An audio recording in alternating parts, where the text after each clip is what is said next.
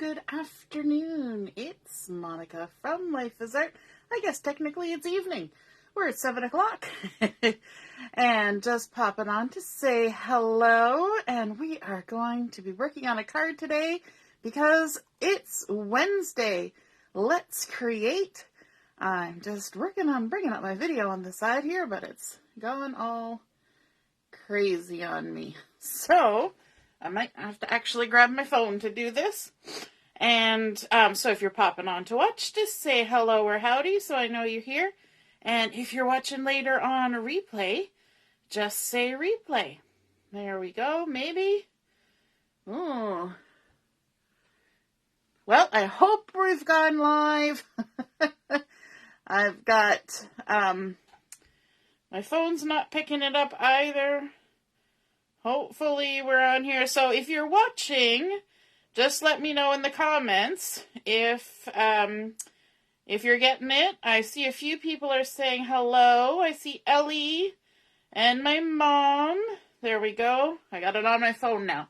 Let me just park this off to the side so I can see what's happening. That's always exciting when you come on live and you don't know if you're actually live. But here we are, and we are going. Awesome, Ellie. I see you're saying that you see it. Fabulous. So we're going to be creating a card, and this is a card that actually Deborah suggested that we make, and it is a swing pop-out card. And so she sent me the idea. So if you guys ever have a question about how a card is made or a scrapbook page was made, feel free to just let me know, and we will do our best to recreate that for you. So we're going to be making a swing pop-out card. We're going to be using some cardstocks. We're going to be using the stamp of the month, which is called Precious Moments. And you can tell I have been using this lots over the course of the month. And you still have a day or two left before the end of the month to get one for yourself. But once the month is gone, it's gone too. So we're going to be using this, and we're also going to be using another stamp from the same catalog. It's called Sending Good Vibes, and this one is also on sale in the Stamptacular sale, which also ends the end of the month. Oh my goodness, everything's ending the end of the month. Anyway, this is a lovely stamp set. We've been using it a lot, so I'm going to use one of the sentiments from that for the inside of the card. But for the outside of the card, we're going to start with a piece of Grape cardstock. And this is kind of inspired by the colors in the Life's Hoot collection. In fact, these are the coordinating cardstocks from that collection. But we're not using any pattern paper on this particular card. So it's just Grape cardstock that we're starting with. Hey, Karen, nice to see you're watching. I see Pamela's here too. Hello, hello, good evening. So this piece that we're starting with is 8.5 by 5.5. And we're going to go ahead, I'm just going to line it up here on my Versa mat. Sorry, so stop thinking in the middle of my sentence there. Line it up on the Versa mat, and we're going to score it in half at 4 1/4. So there we go. Normally I use the pre-scored card bases, but today I wanted to use this lovely Grape. So once we've scored it, we can go ahead and fold it in half and crease that down like so. And then we need to cut an opening on this because we're making a swing card. And with a swing card, the image on the front goes through a hole in the front, if that makes sense. You will see as it comes together what's happening. So to create my opening, I'm going to be using the middle of these stitched square frames, this middle-sized one, which, let me just check the size here, will give me approximately a 3 1/4 inch opening on the front of my card. And so to do this, I'm just going to open my card back up, because I don't want it to go all the way through to the back of the card. That would be a little bit like a drive-through. Hey, Heather, nice to see you're watching. So I'm just going to put it on the front of my card. I'm going to center it from side to side, just getting a piece of washi tape here. And I'm going to leave some space at the top, but I'm going to leave more space at the bottom. So I'm just going to kind of center it. There should be about 1/2 inch on either side. And I will use my washi tape to hold it in place and bring in my die cut machine here. There we go. This is where you get your arm exercise for the day. My daughter's been having fun lifting weights lately, so that's how she gets her arm exercise. This is how I do it in the craft room. So we'll just go ahead and run that through. Crankety crank. Like so. And take that. Now, when you cut these out, you're going to have a couple pieces left over, which you can put in your scrap box and use on other cards. So here is now our card base with our opening at the front. Again, I said it's about 3 1/4 inches, but you can make your opening whatever size you want. And then you're going to have this stitched square to use on another project, and also a stitched frame to use on another project. So don't just chuck those out. You can go ahead and use them on something else. All right. Let me put that to the side. Get rid of the washi tape. Okay. So now that we have that, we need to make a part in the center that does the pop out part. And it is so simple. Don't worry. It's not going to be a difficult card that we're doing today. This is a simple card, and we just need a piece of white daisy cardstock for this, and it is 6 inches by 5 inches. 6 inches by 5 inches, and I'm going to lay it down on my Versamat here, because we're going to do a couple score lines on it as well. Grab my ruler. And we're going to score it vertically here along the 6-inch side at 2 inches, if I can get it straight, and 4 inches. Super simple. So we're just dividing it into 3 equal parts, 2 inches and 4 inches. So 2, 2, 2. And then we're going to fold it like a zigzag. So this right panel, we're going to fold it forward. And because I score manually, I like to make sure it all lines up. So we folded that one forward, and then this other one we're going to fold back. So we're going to end up with a zigzag. And just make sure it's all nice and straight. And there we go. There's our zigzag. Letter Z. Sprung, sprung. And before I go and stick this in my card, I want to do the stamping for the inside of my card. And that's going to be on this 3rd panel, the one that has the valley fold beside it. This one's a mountain fold because it creates a mountain. And this one's valley because it creates a valley, a V. And for my stamping, I'm actually going to go with a colored ink. Now, this is kind of unusual for me because I tend to stamp my sentiments in black. Pretty much all the time. But I thought I would do something. Oh, I gotta sneeze. Do you ever get that feeling where you're about to sneeze and it's right there and it won't go away? Yeah, that's what I was having. It's unusual for me to stamp in color, but I'm going to do it this time. And so the sentiment that I'm using is sending you good vibes, happiness, health, rainbows and sunshine, laughter, joy, and love. Carol, bless you. Yes. How are you doing, Carol? I see you're watching. Hey, Paula. Nice to see you're watching. So I am going to ink my stamp up using Lagoon ink this time. And you will see why in a couple minutes.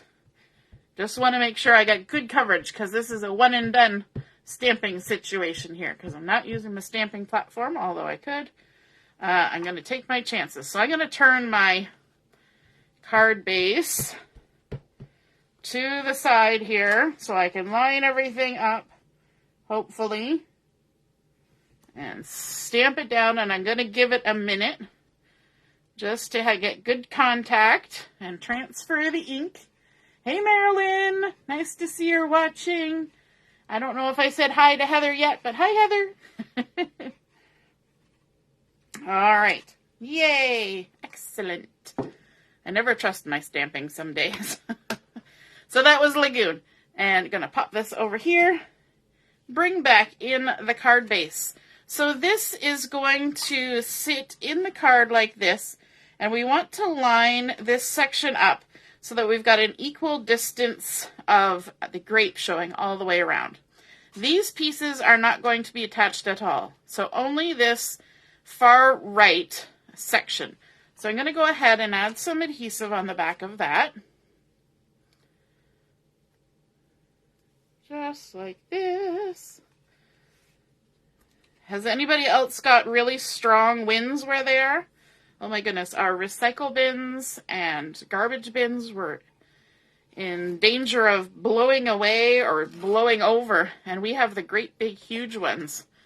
Brampton has those big industrial size bins with wheels and that the machines come and pick up and dump into the truck, and they were trying to blow away. All right, so we're lining it up with an equal amount of grape all around the edge like this. And just sticking it on there like that. I love this sentiment. I think it's very nice. And then what we want to do is we're going to fold this down and we're going to close our card.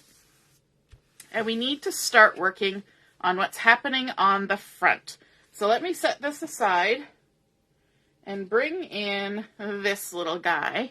And of course, this is one of the little koala bears from our stamp of the month, and he's out in the rain, in the muddy puddle, saying hello. And so we're going to just color his dry blend markers. I've got 4 of them here. I have the brown gray blend, the hydrangea blend, the blue turquoise blend, and the ice blue blend. So we're going to start with brown gray, and we're going to start with the light. Sorry, that's the dark end. Oops, that could have been a mistake. We're going to start with the light end of the brown gray, and this is what we're going to use to color our little koala with. Hey, Marilyn. +6 here. Oh my goodness, you're having great weather. That's what we had yesterday. And today we're getting snowy rain, and it got really, really cold just in the last couple hours. I just took Joshua to Cadets for a staff meeting, and it is so cold out there. The wind is just so cold. I don't know what the temperature is, but chilly. So I'm just going to go ahead and color the entire little koala here. And I'm using a little circular motion because koalas are furry. So why not give him a little bit of furry texture? Well, there we go. And then I want to switch to the mid. And I'll add a little bit of color in his ears. And in this ear. And kind of down in the shadows. Along his chin. Maybe along the edge of his nose a little bit. Under his chin. Under the arms. Just anywhere where there might be a shadow. Under his belly. And his arm here. So cute. And then we're going to switch to the darkest color. And just add a little extra dark inside his ears. And under his chin. Just on the very edge. And it's almost like I'm just adding little dots. Little dots of color. Just for that really extra little dark bits. There we go. And then we're going to switch, and I'm going to do his boots with the blue turquoise. And I think I will start with the mid of the blue turquoise. And so Deborah was saying this afternoon, if it was a British koala, he would have his yellow wellies on. But I guess this guy is Aussie. I don't know what color of rain boots they usually have in Australia. But this guy's going to have some sort of lagoon colored boots. And then I'm using the dark just to add a little bit of shadow like that. Barely shows up, but it's there. And then let's color in the puddle.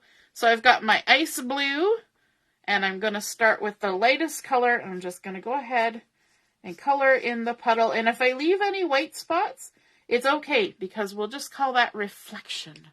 You know, reflecting some light.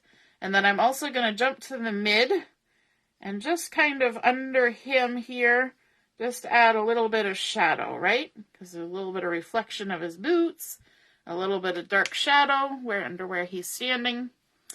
And then let's color his umbrella. And we've got the Hydrangea blend. Just going to go ahead and color his entire umbrella with the Hydrangea, like so. And so this is the lightest one. I tend to color with my tri-blends starting with the light color and then working my way to the dark. Some people do the opposite. They start with the dark color and work to the light. And both of them work. It's just whatever works in your brain the best, that's what you should do. I got something wet on my Versamat. And then I'm going to add a little bit of mid on here, like so. Just kind of in little triangular areas, like that. And down there. I'm not coloring it all in, just some of it. And then I'm going to even come in with the dark and just add a little bit more just right along the edge of those triangle sort of shadowy spots I created. There we go. Just like that. Okay. And if I want, I could go back over that with the light to kind of blend it a little bit more, but yeah, maybe I will. I'll just go back over it. So all you got to do is just color over the whole thing again. This is why people usually complain that their light colors end up wearing out faster than the darker colors, because if you do this going back over everything twice, obviously it's getting used twice as much. But there we go. There's our cute little koala in the rain. And I'm going to leave the handle and whatnot on the umbrella. I'm just going to leave it because I'll pretend it's chrome. And so we don't need to do anything with that. Then I've got a little square here, and this is 2.5 inches square. And I am going to stamp the little koala again on this one. If I could find my ink. There it is. I'm going to be stamping it in intense black ink. So I'm just going to ink it up. Carol says it's windy where she is. Yep, it's just blowing here. You can hear it just rattling against the house. All right, and I'm going to stamp it right in the center of my square. And it doesn't even have to be stamped all that perfectly, because it's mostly going to get covered up. Isn't it great? You stamp something with the intention of covering it up, but that's the plan. Okay, so what I want to do is I want to bring back in my ice blue, the one that we used for the water, and I'm just going to color these 3 little raindrops, just like that. Easy peasy. Then I want to bring in some Glacier ink and my blending brush, and I use this blending brush for all my sort of bluish colors. And let me grab my mat for this. We're going to add a little bit of ink in the background of this little guy here. I know it looks like we're covering him up, but remember, we have that one that we've already colored. So I'm just adding a little bit of color, lightly blended, in the center behind this little guy. So he looks like he's just in a little rain shower. Move those out of the way. There we go. And so this little guy is just going to sit there like that for a moment because we need to do one of my favorite things. We need to fussy cut this guy. And so I'm going to use my nice little scissors here. And we're just going to go all the way around, leaving a little halo of white. And just work our way around. I like to pivot my paper. And I also like to use the base of my scissors near where they join, rather than up at the tip. Now you will notice as I come around here, I'm actually going to cut off those little raindrops. And that's okay because we have our raindrops over here. So they will get replaced by those other raindrops. This is going to help to add a little bit of dimension to our picture. And also it allows us to do that nice blended background. So that's a fun technique. If you want to add a little bit of blending in behind something, just stamp it up, fussy cut it out, and then add it on top. And because I've stamped the image, then I still maintain those little raindrops without having to have a lot of excess paper here in between the image and the raindrops. And we'll just go around. And I like to jiggle, jiggle, jiggle like this when I get to fuzzy little bits like his ears. And that helps to give it kind of that fuzzy appearance. Of course, when we're at the water, we don't want fuzzy water. So we just do it nice and smooth like that. Scooch our excess out of the way. Oh my goodness, he's so cute. Alrighty, let's do a little bit more fine detail on here. I don't know about you, but I do these things where I grab my X-Acto knife because I want to cut out these little bits in the center because we have that nice little background that we've created. We don't want to lose any of it that we don't have to. So we'll just go ahead and trim a little bit out. I love that our Versamat is a self-healing mat, so you can go ahead and use your X-Acto blade or precision blade on there. And there we go. There's our little guy. Then let's pop him up with a tiny little bit of thin foam tape. So it's not a lot of dimension, just a little bit. If we put too much dimension on him, you would end up seeing the stamped image underneath, which we don't necessarily want to. We just want to see those little raindrops. That's the only reason that's there. In fact, I could have masked this part off and just stamped the raindrops, but, you know, there's no need to do that. We can just go ahead and stamp it. All right. So adding some foam tape here and there. Couple more pieces. There we go. And this thin foam tape right now is actually out of stock, but it will be back in eventually. And that's good because I'm getting low. And I like using it because it's half the thickness of the regular foam tape. So it creates a bit of dimension, but not too much. There we go. And then we can try and line them up right on top of the stamped image on our base, like that. And there we have our cute little koala, checking how much rain is still coming down, with our light little ink blending in behind. So cute. But wait, there's more. I want to add a little bit of sparkly, shiny goodness. So I have a piece of holographic paper here, and I think it's the Dreamy Holographic paper. Let me see. Oh, I put it away, so I don't have the label to look at. It's the one that's more sort of pinky and bluish. I think it's the Dreamy one. It's either Dreamy or Oasis, but I think it's Dreamy. They all have such fun names. So let's add some adhesive on the back of our koala. And this little piece of white, I think I told you the size, but really your sizes are more dependent on the size of the opening that you cut than anything else, really.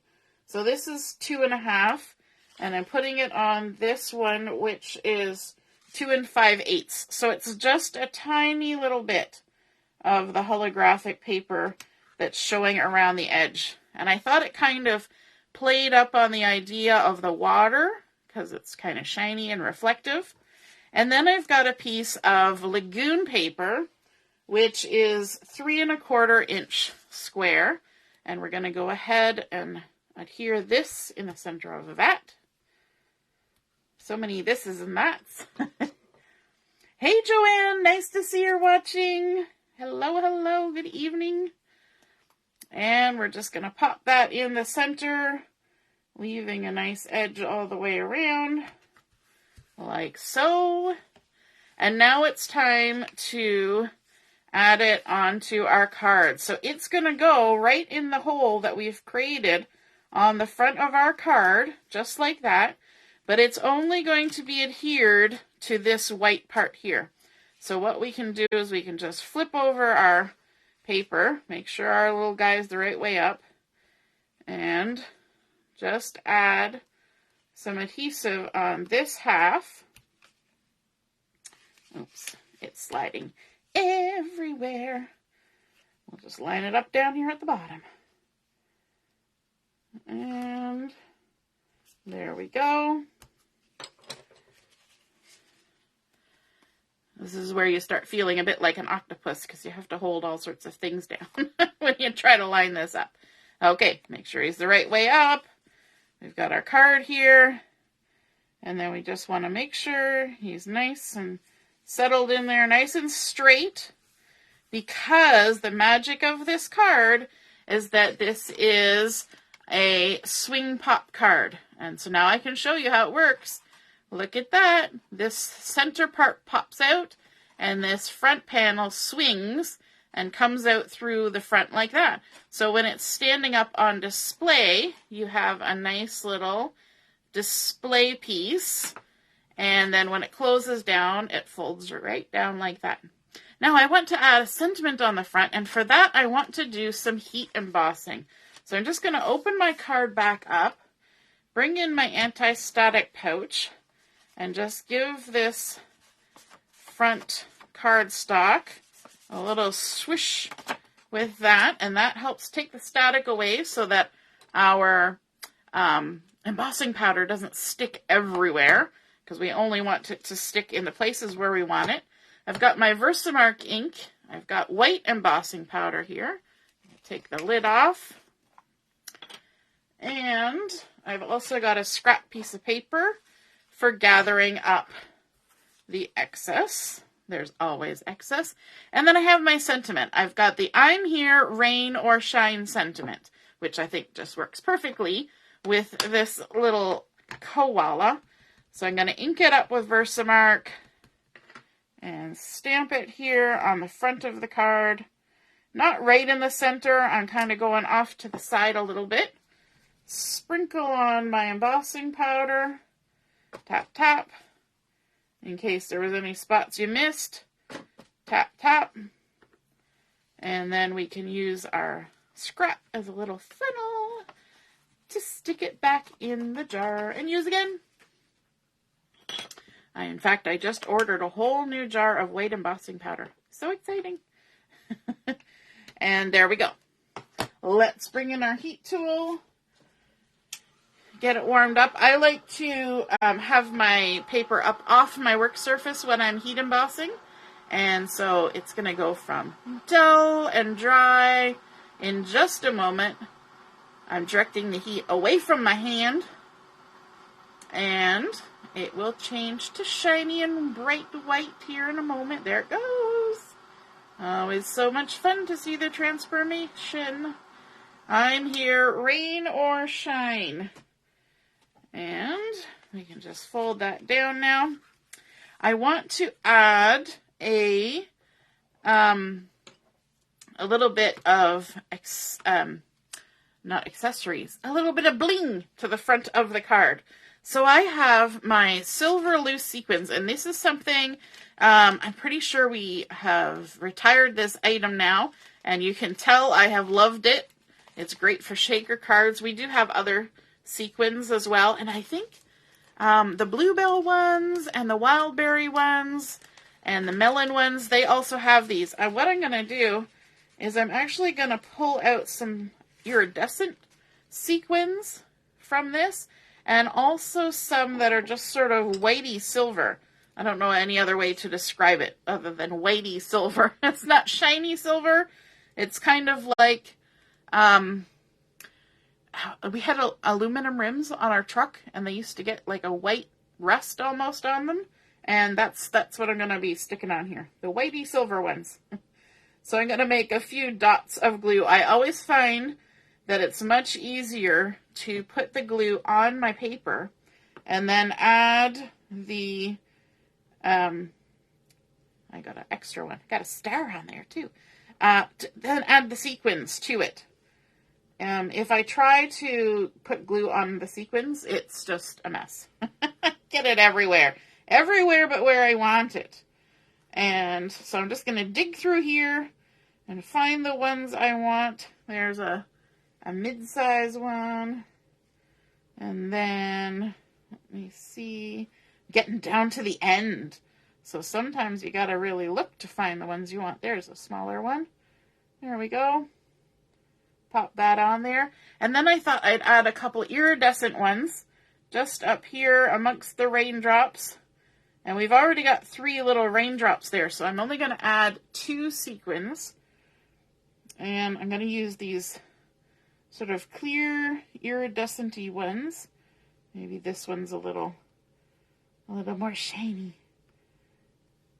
And I think that will look fabulous with the holographic paper.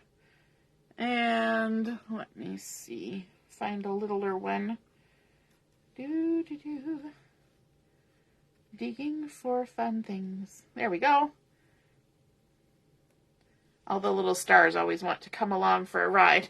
when you're playing with the sequins, always the little stars come along.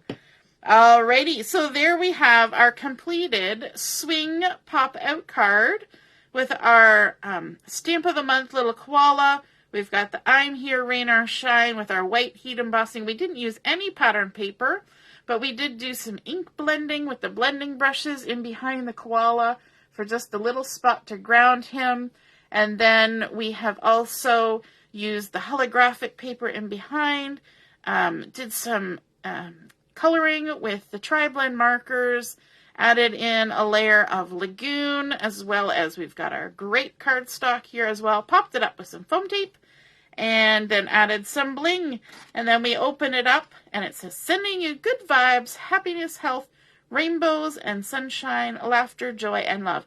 And you can use this center panel to write your message, or if you don't want your message to be seen when it's on display, you can always add a little white panel on the back as well. But I think that is just so cute and really fun. A swing pop out card. I hope you enjoyed seeing that come together, and we will see you again soon. All right, toodaloo. Have a great night. Bye.